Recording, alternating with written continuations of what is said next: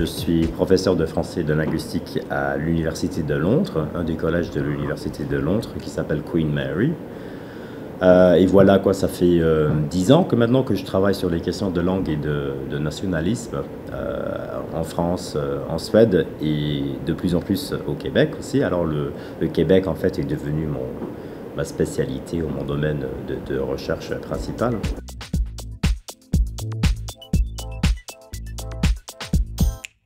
Alors le premier objectif, en fait, on voulait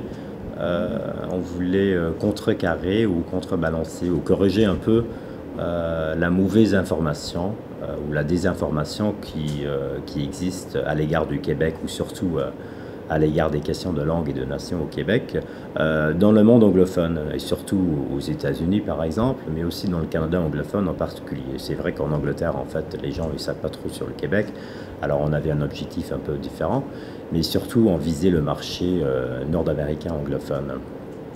Deuxième objectif, on voulait introduire une perspective comparée. Alors ce que nous, on voulait faire en tant qu'étrangers, on voulait apporter un aperçu un peu plus différent en fait.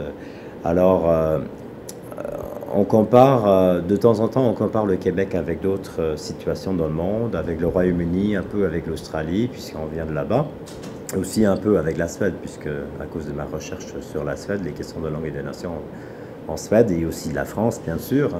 Alors on voulait apporter une perspective différente aussi.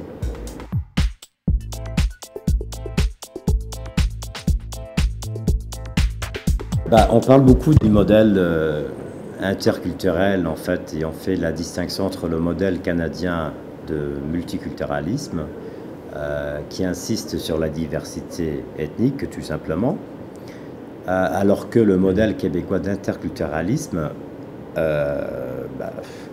promeut en même temps la diversité linguistique, en même temps que ça insiste sur une culture civique commune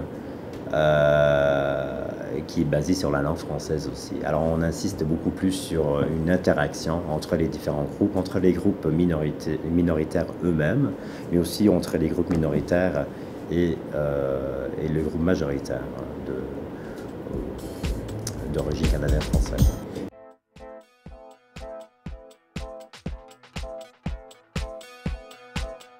Ce qu'on voulait faire en tant que sociolinguiste, on voulait vraiment insister sur la langue, on voulait mettre la langue au centre du débat, puisque dans les traitements non sociolinguistiques, on remarque souvent que la langue est traitée de façon très théorique, c'est-à-dire on voit la langue comme facilement manipulée en fait, selon des objectifs politiques.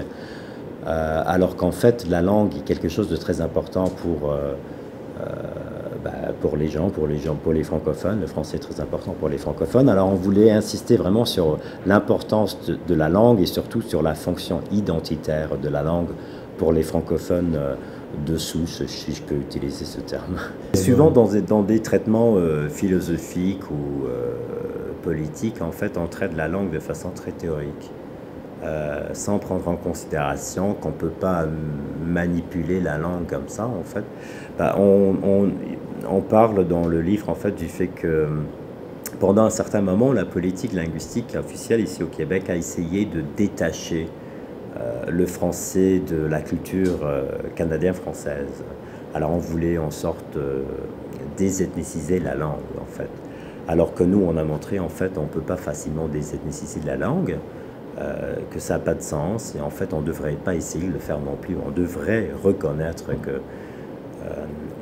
que le français est lié à une ethnicité canadienne-française.